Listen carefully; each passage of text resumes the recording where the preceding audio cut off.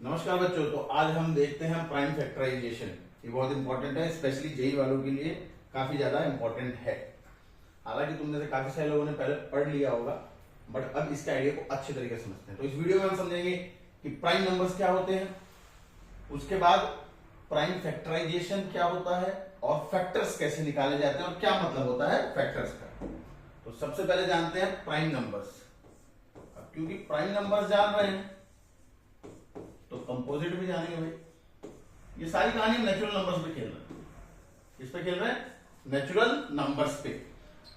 तो बेटा prime numbers क्या होते हैं? प्राइम नंबर्स वो नंबर्स होते हैं, ठीक है, these are those natural numbers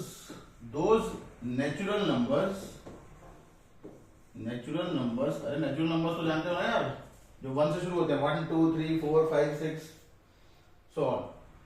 Those natural numbers which are only divisible by one or itself, जो 1 से और खुद से डिविजिबल होते हैं वो होते हैं प्राइम नंबर्स। अब 1 क्या है? ठीक है, अच्छा, नेचुरल नंबर्स में दो ही कैटेगरी बन रही है यहाँ पे प्राइम नंबर्स के बेसिस पे। या तो वो नंबर प्राइम नंबर होगा, अगर वो प्राइम नंबर नहीं है तो वो क्या होगा? कंपोजिट नंबर होगा। या तो वो प्राइम नंबर होगा या वो कंपोजिट नंबर होगा, ठीक है। प्राइम नंबर कैसे चेक करेंगे भाई? या तो वो 1 से डिविजिबल होना चाहिए या खुद से होना चाहिए, इसके अलावा और किससे डिविजिबल नहीं होना चाहिए। अगर ये क्वालिटी है तो वो नेचुरल नंबर क्या है? प्राइम नंबर है, अदरवाइज वो कंपोजिट नंबर है। 1 क्या है? अब 1 को बोलोगे हाँ यार वो तो 1 से डिविजिबल है, 1 उसको डिवाइड करता है और वो खुद से भी है ऑब्वियसली 1 से, तो क्या वो प्राइम नंबर है? बोला नहीं। यहां पर नोट बना के लिख ले, 1 is neither prime nor composite. 1 is neither prime nor composite.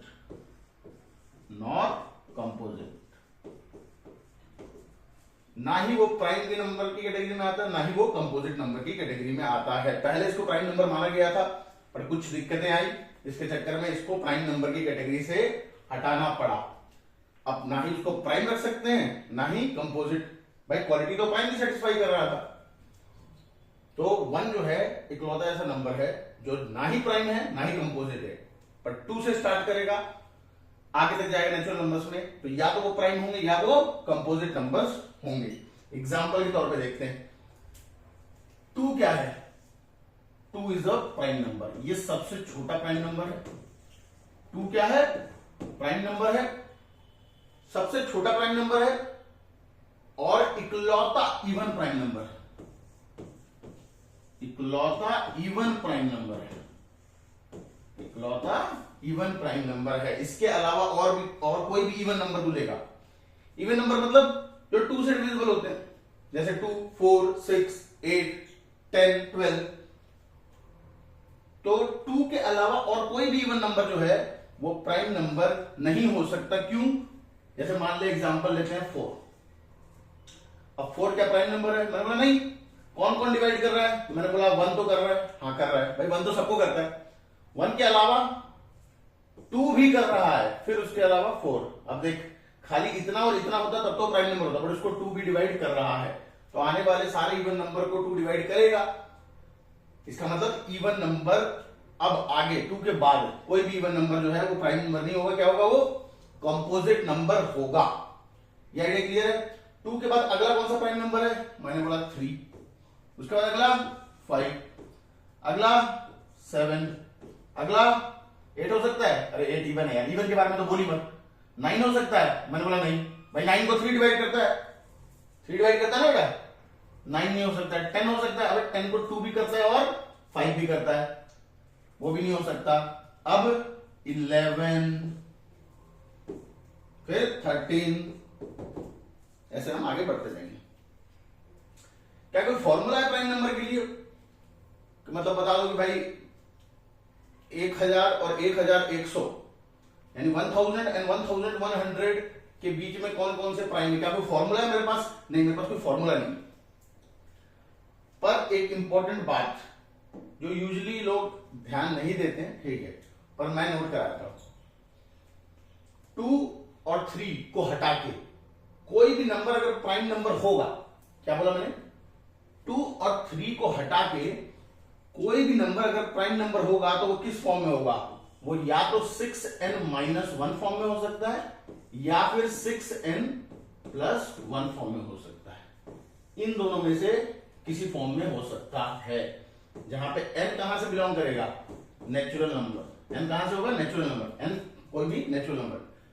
मैंने देख, बात को ध्यान से सुनना, मैं क्या बोल रहा हूं वो इंपॉर्टेंट है। मैं क्या बोल रहा हूं, मैंने बोला अगर कोई नंबर प्राइम नंबर होगा 2, 3 के अलावा, 5 से स्टार्ट कर, अगर वो प्राइम नंबर होगा तो इन दोनों में से किसी एक फॉर्म का होगा। मैंने ये नहीं बोला कि ये दोनों फॉर्म होगा तो इसमें n की वैल्यू डालते जाओ प्राइम नंबर आता जाएगा ना।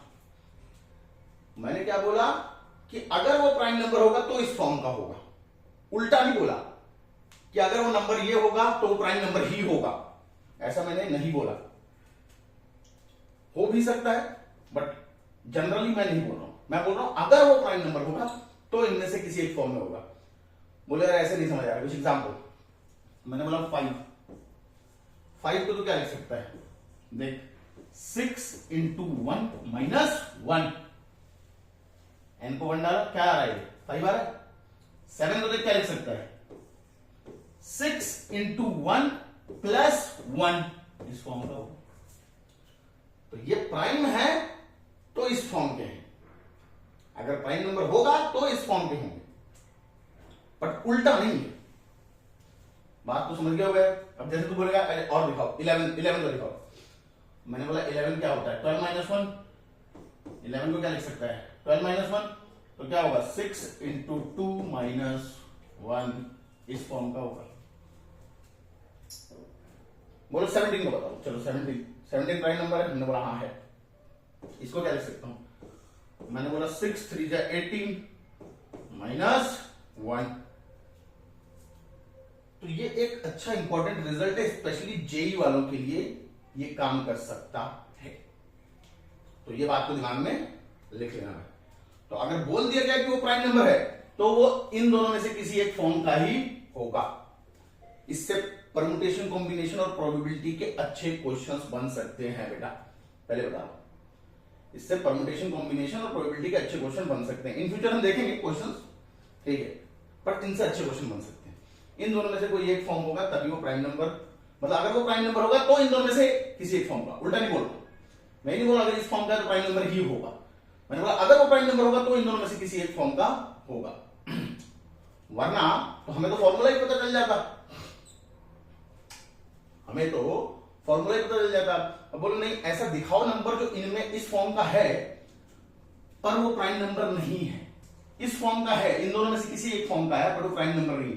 मैंने बोला 49, मैं इसको क्या लिख सकता हूं बेटा, 6 × 8 = 48 + 1। 6 × 8 = 48 + 1 कितना होता है, 49। इस फॉर्म का है, इस फॉर्म का है, पर क्या ये प्राइम नंबर है, नहीं। और मैथ्स में एक एग्जांपल काफी है किसी चीज को गलत साबित करने के लिए, इसलिए मेरी बात को बड़े ध्यान से सुनना और नोट करना। अब आगे बढ़ते हैं, आइडिया आता है प्राइम फैक्टराइजेशन। प्राइम फैक्टराइजेशन क्या होता है, किसी भी नेचुरल नंबर का हम प्राइम फैक्टराइजेशन कर सकते हैं, प्राइम फैक्टराइजेशन कर सकते हैं, और वो प्राइम फैक्टराइजेशन यूनिक होता है। बेटा कहीं मैंने एस लिखा, कहीं जेड लिखा है, कोई फर्क नहीं पड़ता, चलेगा। एस भी लिख सकता है, जेड भी लिख सकता है, स्पेलिंग तो मत जा। अब किसी भी नंबर का प्राइम फैक्टराइजेशन कर सकते हैं, मतलब मैंने बोला 48 लिखा, तो देखता हूं भाई ये, तो कोई भी नंबर प्राइम नंबर के मल्टीपल्स में ही बना रहता है, कुछ ना कुछ प्राइम नंबर मल्टीप्लाई होंगे तब जाके वो नंबर बनेगा। और हर नंबर का जो प्राइम फैक्टराइजेशन होता है वो यूनिक होता है। क्या मैंने बोला, हर नंबर का प्राइम फैक्टराइजेशन है यूनिक होता है, मतलब अगर मैंने प्राइम फैक्टराइजेशन दे दिया है तो उसके करस्पॉन्डिंगली एक ही नंबर होगा, दो नंबर्स नहीं हो सकते। 48 को मैंने बोला सबसे छोटे से स्टार्ट कर, 2 से जाएगा, कितना आएगा 24, फिर 2 से जाएगा, कितना आएगा 12, फिर 2 से जाएगा, कितना आएगा 6, फिर 2 से जाएगा, कितना आएगा 3। अब आखिरी में किससे जाएगा, 3 से जाएगा, क्या बचेगा 1। तो 2 कितने बार आया, 1 2 3 4 बार 2 आया, तो मैं 48 को ऐसे लिख सकता हूं 2 की पावर 4 इंटू 3 कितने बार आया, 1, 3 की पावर 2 की पावर 4 इंटू 3 की पावर 1। अगर ऐसा दिया है तो इसके करस्पॉन्डिंगली जो नंबर होगा 48 ही होगा। अगर 48 दिया है तो इसके करस्पॉन्डिंगली जो प्राइम फैक्टराइजेशन होगा वो 2 की पावर 4 इंटू 3 की पावर 1। प्राइम फैक्टराइजेशन मतलब प्राइम नंबर के पावर्स का मल्टीपल लिखना। 2 भी प्राइम है, 3 भी प्राइम है। एक और देख लेते हैं, बेटा 120 120, चल इसको डिवाइड कर, 2 से शुरुआत कर, 2 से किया 60, 2 से किया कितना 30, 2 से किया कितना 15। अब क्या 2 से जा सकता है बेटा, नहीं जा सकता, चांस ही नहीं, ऑड नंबर है यार। अगला प्राइम नंबर 3, मैंने बोला हाँ 3 से जाएगा, 3 से जाएगा, बिल्कुल जाएगा, 3 5 जा और फिर ये गया 1। समझ तो गया होगा बेटा, समझ तो गया होगा ये आइडिया। तो अब मैं क्या लिख सकता हूं 120 को, ध्यान से देख 120 को क्या लिख रहा हूं, 2 कितने बार आया, 1 2 3, तो 2 के ऊपर पावर कितना 3, मल्टीप्लाई 3 कितना आया एक बार, 5 भी कितना आया एक बार, तो 3 की पावर 1 इंटू 5 की पावर 1। पावर 1 नहीं भी लिखेगा तब भी बाय डिफॉल्ट वो 1 ही रहेगा। तो 120 का प्राइम फैक्टराइजेशन ये होगा। तो अगर इसी का प्राइम फैक्टराइजेशन ये है तो ऑब्वियसली वो नंबर 120 है। अगर नंबर 120 है तो उसका प्राइम फैक्टराइजेशन ये है। इसका मतलब होता है यूनिक होना। अगर देख ले यहां से पता चल जाएगा कि 1 को हमने प्राइम में क्यों नहीं रखा। अगर मैंने 1 को रखा होता ना प्राइम में तो दिक्कत हो जाती। और इसका आंसर तो कमेंट में बताना, इसका आंसर तो कमेंट में बताना। 1 को हटाते ही प्राइम फैक्टराइजेशन यूनिक हो चुका है। 1 को हटाते 1 होता ना तब दिक्कत हो जाती। बात तो समझ गया बेटा। अब देखते हैं अगला आइडिया जो है फैक्टर्स। फैक्टर्स का आइडिया देखते हैं। फैक्टर्स कहते हैं, कुछ लोग इसको डिवाइजर्स भी कहते हैं। क्या कहते हैं? डिवाइजर्स। अब देख दोनों टर्म पे ध्यान देना। जब मैंने बोला प्राइम फैक्टर्स, तो जो फैक्टर्स होंगे वो प्राइम नंबर ही लिए जाएंगे। अगर मैंने बोला सिर्फ फैक्टर्स तो उस केस में 1 भी आ जाएगा। भाई 1 तो हर किसी का फैक्टर है। फैक्टर होने का मतलब या डिवाइजर होने का मतलब है कि वो नंबर जो उसको डिवाइड करता है। जैसे मेरे को 120 के फैक्टर्स निकालने हैं। इसका मतलब क्या है? कौन कौन से नंबर 120 को डिवाइड करते हैं? कौन कौन से नंबर करते हैं? तो बेटा 1 करता है, बिल्कुल करता है। 1 करता है, बिल्कुल करता है। 2 करता है, बिल्कुल करता है। 3 करता है, मैंने बोला हाँ 2 + 1 3, बिल्कुल करता है। 4 करता है, बिल्कुल करता है। 5 करता है, लास्ट में 0 है, 5 भी करता है। 6 करता है, ऑब्वियसली 6 2 12, 6 भी करता है। 7 करता है, नहीं। क्या 8 करता है? क्या 8 इसको डिवाइड करता है? मैंने बोला कॉमन सेंस लगा। 2 की पावर 3 है, क्या होता है 8, ऑब्वियसली 8 भी करता है। 9 करता है, नहीं, 9 नहीं करता। 9 क्यों नहीं करता भाई?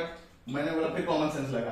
3 की पावर कितना है 1, 9 होने के लिए 3 की पावर कम से कम कितना चाहिए 2, तो 9 नहीं करता। 10 करता है, हाँ भाई क्योंकि 5 करता है और 2 करता है तो ऑब्वियसली 10 भी करता है। 11 तो सेंस ही नहीं बनता।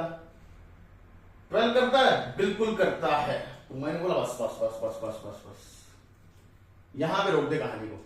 अब आगे के फैक्टर्स मेरे को बताने हैं। मैंने बोला कहां तक जाना है? अरे सबसे लास्ट नंबर जो उसको डिवाइड करेगा वो कितना होगा 120, खुद अपने आप को डिवाइड करेगा। वो कैसे आएगा? मैंने बोला भाई कहानी में ध्यान दे, कहानी में ध्यान दे। ये कुछ एक पैटर्न बन रहा है जो तू अगर ध्यान से पकड़ेगा तो अभी क्लियर हो जाएगा। देख ये आजू बाजू काफी करीबी वाले नंबर आ गए। 12 × 10 कितना हुआ 120। अब मैं किसको 8 से मल्टीप्लाई करूं कि 120 आए? वो है 15, तो अगला फैक्टर कौन होगा 15। किसको 6 से मल्टीप्लाई करूं कि 120 आएगा? अरे 20 से करेगा ना बेटा, 20 से करेगा, सही बात है। किसको 5 से मल्टीप्लाई करूं कि 120 आएगा? देख पेयर में चल रहा है, ये ऐसे चलता जाएगा। अब 5 को किससे मल्टीप्लाई करूं कि 120 आएगा बराबर।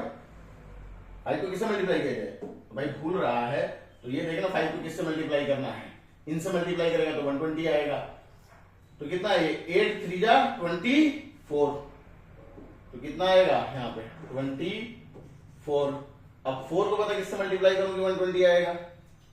अरे फिर से देख 4 चाहिए था ना, तो यहां से 2 की पावर 2 हटा तो ये 4 हो जाएगा। बचा कितना 2 इंटू 3 इंटू 5, तो 5 3 जा 15, 15 2 जा 52 जा बेटा 30, तो किससे मल्टीप्लाई करूंगा मैं 30 से। इसको पैटर्न तो समझ गया होगा यार, 40 से। 2 को किससे करूं 60 से, और 1 को किससे करूं 120 से। ये सारे के सारे इसके फैक्टर्स हैं, तो मैंने निकालने का जुगाड़ बताया। अगर समझ नहीं आया तो कमेंट में मेंशन करने का, ठीक है अगले लेक्चर में फिर समझा दूंगा। पर ये आइडिया समझ आया कि फैक्टर्स का मतलब क्या होता है, डिवाइजर्स का मतलब क्या होता है। डिवाइजर्स निकालना फैक्टर्स निकालना सेम मतलब, वो नंबर्स निकालो जो नंबर इसको डिवाइड करते हैं। सबसे बड़ा तो ये खुद होगा 120, सबसे छोटा कौन होगा 1, और इनके बीच के सारे निकालो जो जो इसको डिवाइड करते हैं। इसका मैं एक फॉर्मूला भी बताऊंगा कि टोटल नंबर ऑफ फैक्टर्स का फॉर्मूला क्या होता है। पर अभी तक का तो आइडिया समझ चुका होगा। अगर समझ चुका है तो मेरे को 480 के फैक्टर्स कमेंट में लिख के बताने का, और वीडियो ज्यादा से ज्यादा शेयर करने का है, बाकी लोग भी सीखें, सबको मौका मिले। तो होपफुली आइडिया समझ गया होगा। मिलते हैं अपन अगले वीडियो में कुछ नए आइडिया के साथ, तब तक मस्त रहे स्वस्थ रहे। जय हिंद।